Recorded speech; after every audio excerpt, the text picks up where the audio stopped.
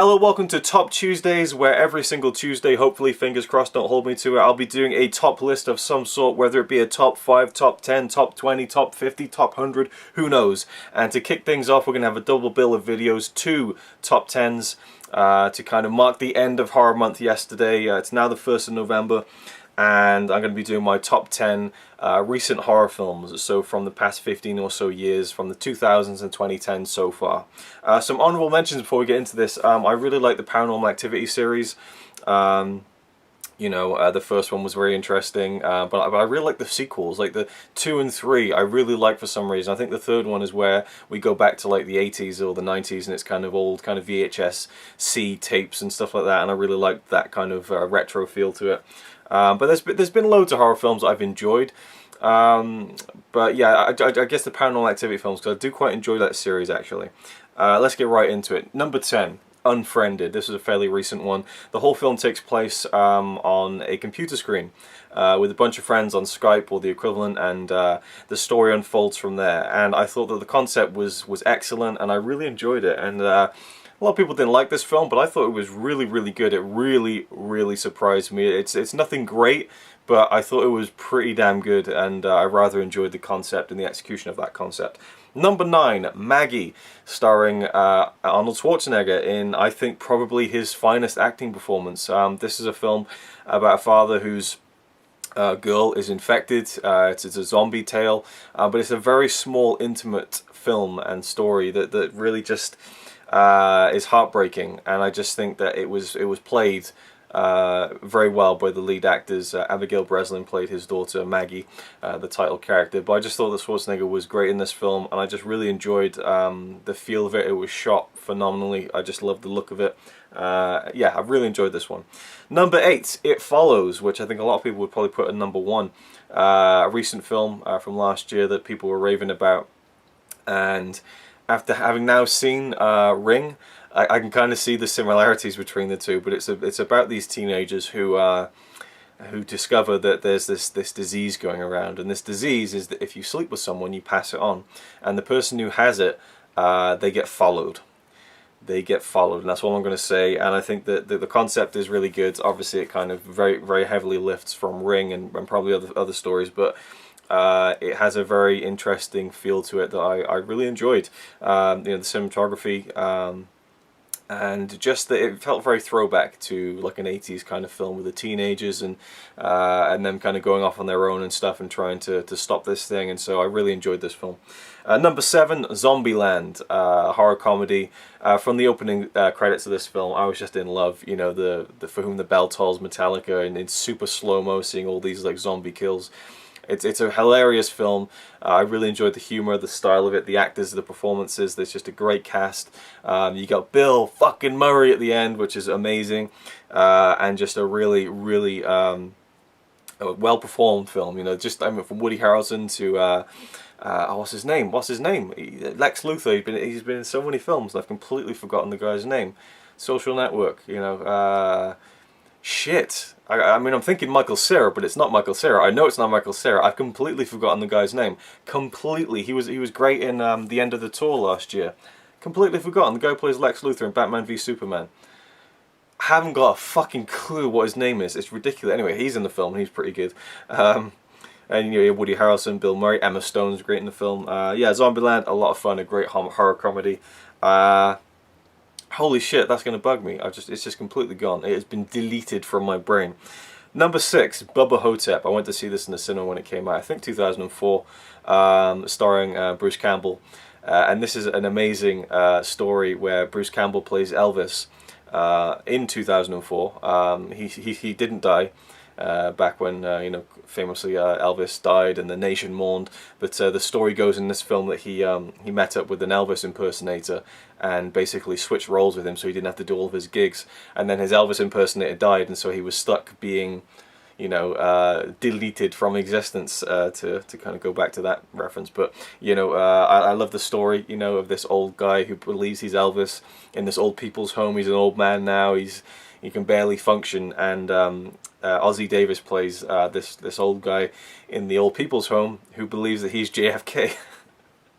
And of course he's an old black man, and then Elvis is like, why are you saying that you're JFK? You know, you're black. And he's like, you think I don't know that? They dyed me this color. I got a lump of sand in my hair. Like, just, it's a hilarious film that has Elvis and JFK in the 2000s taking on a mummy from ancient Egyptian times. It's just a complete, you know, unique film that is very funny, and I just really enjoyed it, and I've seen it a few times since, and yeah, I really enjoy that film.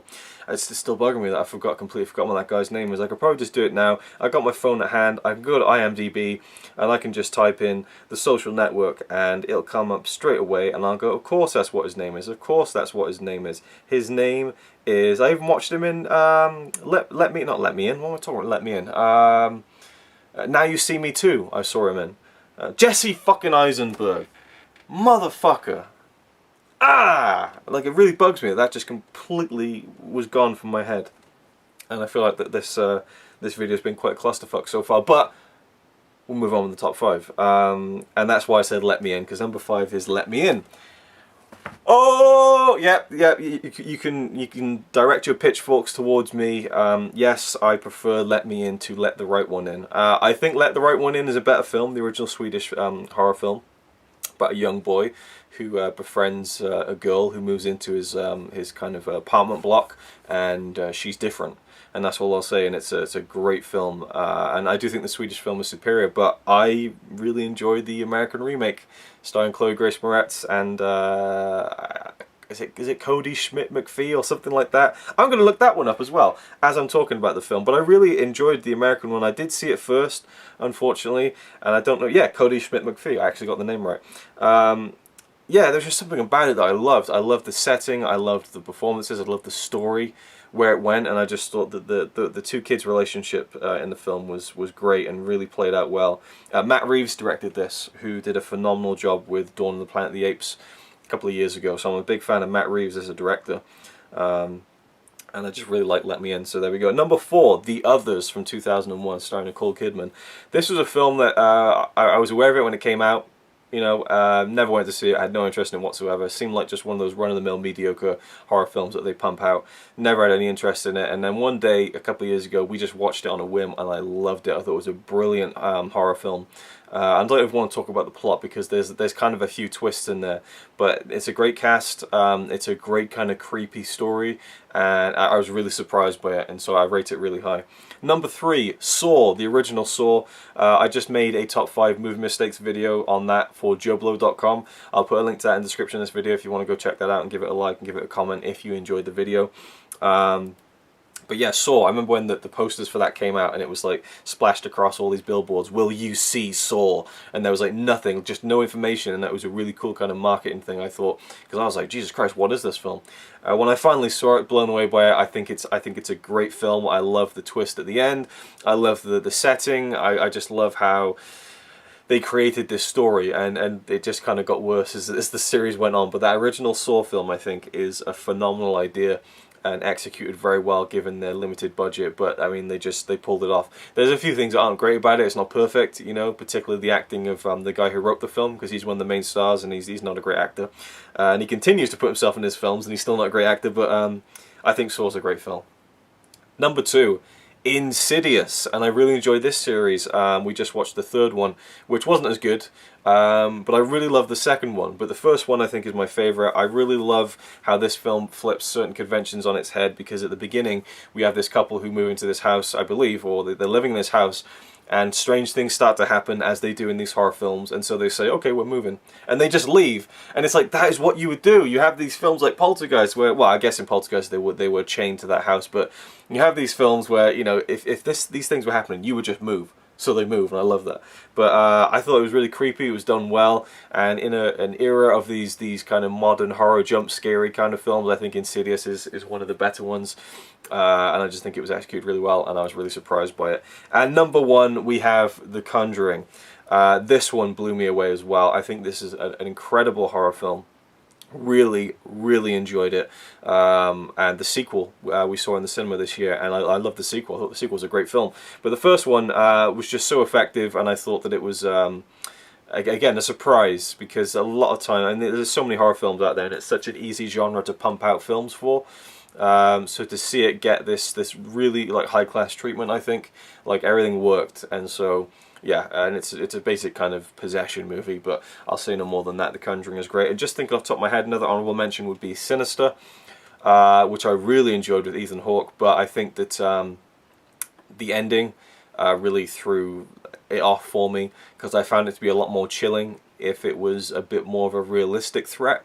And I'll say no more than that. Anyway, so that's my top 10 horror films of the past 15 years or so, not including any horror films that will be in my top 10 favorite horror films of all time. There is a film in my all-time top 10 favorite horror films list that is from the 2000s that I purposely did not include in this list. So the next video will be my top 10 favorite horror films of all time. So stay tuned for that, and thanks for watching. So you might say he's a really nice guy, really, but if fucking don't cut shit with me. He says he's really cool, but I think he's a tool.